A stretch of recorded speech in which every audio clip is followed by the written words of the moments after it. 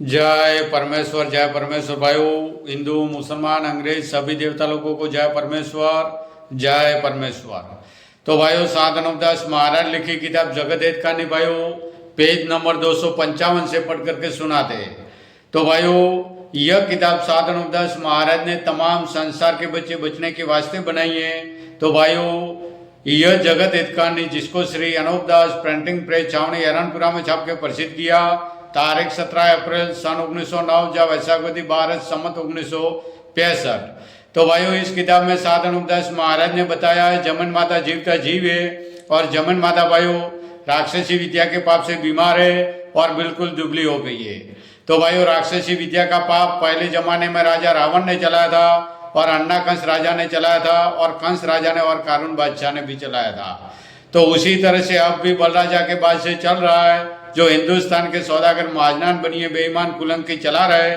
तो भाइयों, इसका सबूत यह किताब जगत हित कहानी, इसमें सात अनूपदास महाराज ने इन चोरों की चोरी लिख करके जारी की है।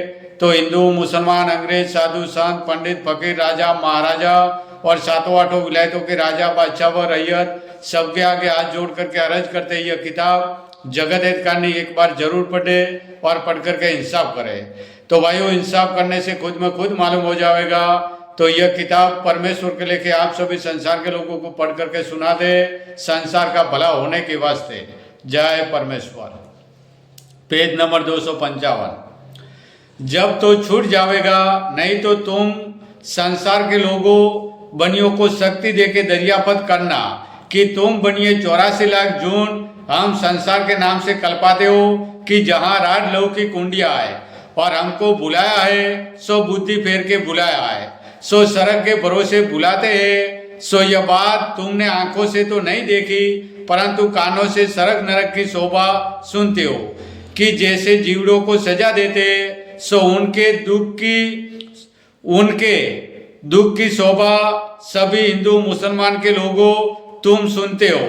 सो इस किताब के देखने से तुम सब वाकिफ होकर जाल को छोड़ाओ और यह बनिए थोड़ा बहुत राक्षसी पाप तुमको छोड़ के भुला देंगे। सो आगे भी राजा बादशाह को इन काफरों ने बुलाए कहते हैं और अब मेरे जीते जी नहीं छोड़ाओगे जब तो संसार को बुलावेंगे, क्योंकि इन बनियों बेईमानों का दिल मेरे जीते जी पाप छोड़ने का नहीं है, क्योंकि ये संसार को गारत करके अपना राज किया चाहते हैं। इससे दुनिया में बुद्धि भ्रष्ट करके मूल साधु को संसार के नजदीक पागल सुझाते हैं।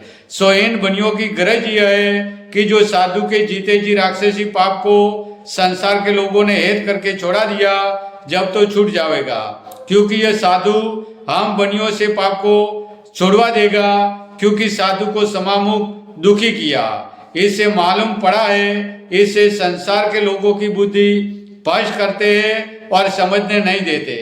फिर मैं अकेला क्या करूं, क्या अपना सर फोड़ूं? मैं तो दुनिया के वास्ते दुख पाके शरीर से भी ना ताकत हो गया हूं और बनिए बेईमान दुनिया को सुझाते हैं बावला। सो दुनिया को क्या दोष, वो तो काफिरी पाप से संसार को बावला सुझाते हैं। सो दुनिया को क्या दोष, सो मेरी जान में तो दुनिया बावली और दुनिया के जान में मैं बावला। सो मेरे को तो ऐसा दुख हो रहा है, सो दुनिया नहीं समझती है। इससे मैं निहायती हैरान हूँ कि जो दुनिया नहीं समझेगी तो यह जाल किस तरह से छूटेगा, इससे दुख पा रहा हूँ। और संसार के नजदीक मुझ गरीब साधु को बावला सुझाते हैं और जिन जिन गरीबों ने आगे राक्षसी पाप को दुख पा के संसार के उभरने के वास्ते पकड़ा है और संसार ने वाकिफ हो के राक्षसी पाप को छोड़ाया है,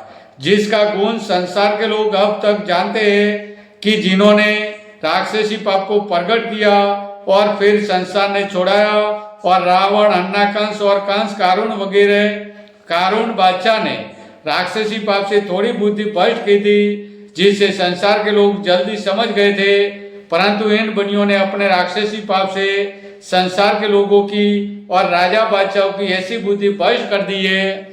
जय परमेश्वर भाई, जय परमेश्वर, जय परमेश्वर।